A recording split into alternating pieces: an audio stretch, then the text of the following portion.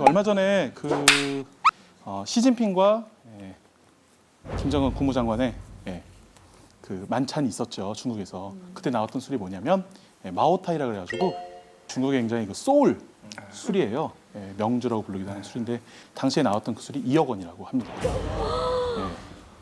근데 2억 원 뭐냐? 2억 원을 주고 살 사람이 있다는 거예요. 살 사람이 있다는 거예요. 근데 우리나라는 어떤 일이 있었느냐? 10년 전에 막걸리 붐이 막 일었어요. 어떤 한 양조장에서 굉장히 좋은 쌀과 좋은 방법과 그리고 이런 역사적 문화를 담아서 술을 빚었어요. 최고의 막걸리가 나왔다. 이제 막걸리 달라졌다. 매스컴이 막 엄청나게 거기 띄운 거예요. 그래서 일주일 만에 전국에 이 막걸리가 쫙 깔리게 됩니다. 쫙 깔리게 돼요. 어떻게 됐을까요? 응? 일주일 만에 철수하게 됩니다. 왜냐? 일반 막걸리보다 200원이 더 비쌌어요. 막걸리에 200원이 더 높은 것을 우리나라 소비자들은 인정을 안 해주는 거예요. 같은 막걸리인데 뭐. 저는 일본에서 1995년도부터 2010년도까지 있었어요. 근데 일본 텔레비에서 막걸리 CM이 나오는 거예요. 저는 일본에서 1995년도부터 2010년도까지 있었어요.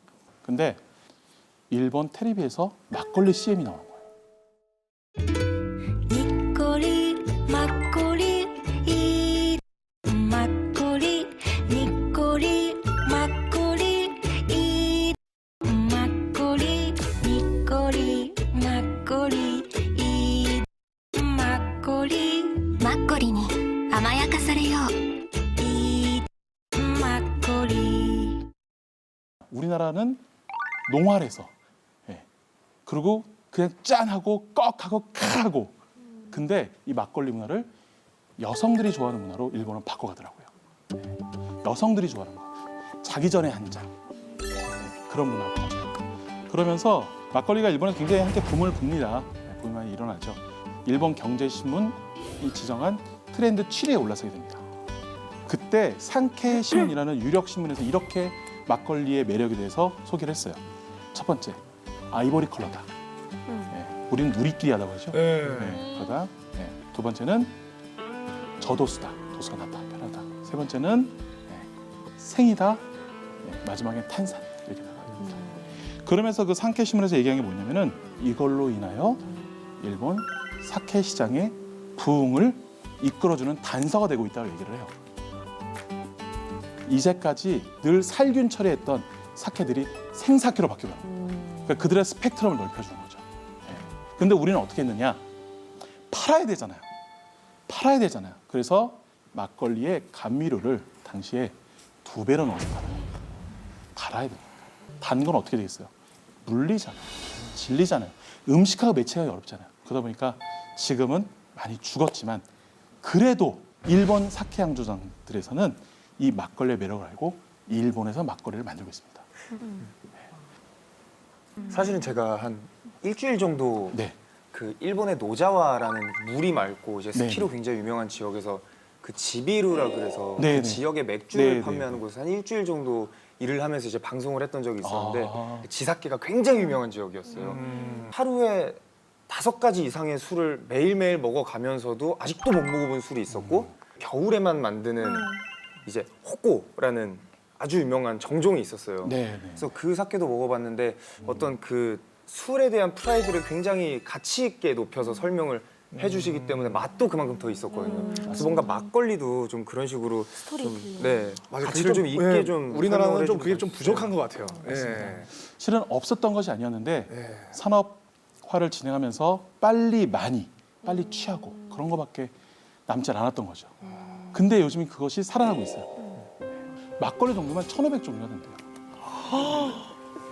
우리는 이런 다양한 막걸리 문화 속에서 막걸리를 골라 마셔야 돼요.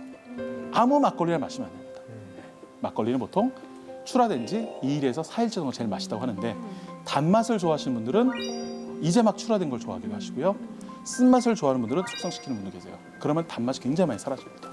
이렇게 변하는 막걸리들은 보통 대기업 막걸리들은 잘 아니에요. 지역 막걸리들. 그럼 막걸리하고 동동주하고는 차이가 뭐예요? 저도 이거 궁금합니다. 네, 진짜로. 네. 실은 문헌에 보면은 동동주와 비슷한 술이 있습니다. 부의주라고 해서 뜰부자의 개미 의자입니다. 하얀 개미가 동동 떠 있다. 그래서 부의주라는 술이 있는데 약간 청주와 탁주의 중간적인 개념이고요. 술이 완전히 다 익으면 이 쌀알 밑으로 싹 가라앉아요. 완전 알코올 발효가 되면은. 근데 아직 식혜에서 주스에서 술로 안 넘어갔어요. 얘가 아직 떠 있는 거예요. 예, 그걸 우리는 이제 동동주라고 얘기를 많이 합니다. 네. 근데 밀로밖에 술을 못 빚었을 때 쌀을 위에 뿌려놓고 밥을 위에 뿌려놓고 그냥 이것이 동동주라고 한 거예요. 문헌 속에 있는 걸 그대로 복원한 것은 최근 몇 년밖에 안 됩니다. 그런 문화가 생겨난 곳이 어디냐? 네, 바로 양조장이죠. 전국에 양조장이 많은가요, 근데 선생님? 한 800여 곳. 꽤나 많네요. 막걸리하고 전통주만. 그렇구나. 꽤 되네요. 서해대교만 놓으면 바로 갈 수 있는 충남의 초입입니다. 거기에 신평 양조장이라고 있어요. 신평 양조장.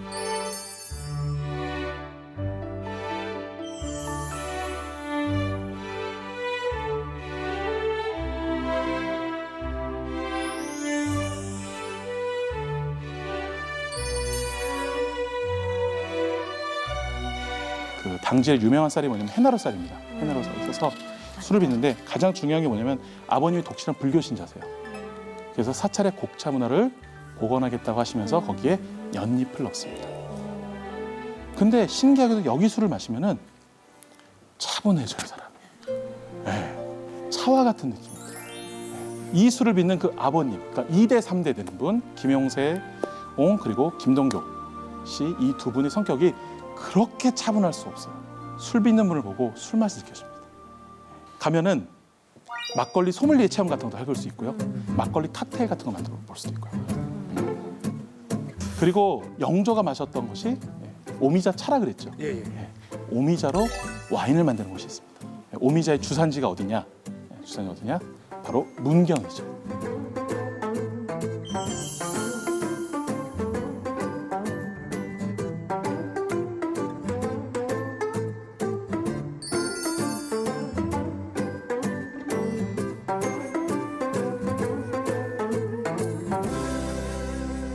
원래 이게 오미자 약재여가지고 만들 수가 없었어요. 근데 최초로 거의 최초로 이제 술로 이제 만드신 거죠.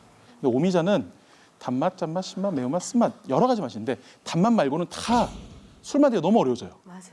예, 일반적인 포도는 발효에 한 달 정도면 되는데 1년 반이 걸립니다. 숙성이 1년 반이 되고 그 발효한 오미자 와인을 가지고 또 증류한 오미자 브랜디도 있습니다. 그 요만한 한 잔에 오미자 이따만큼 들어가요. 예, 한 잔에 모든 것이 다 응축이 돼 있는 것이죠.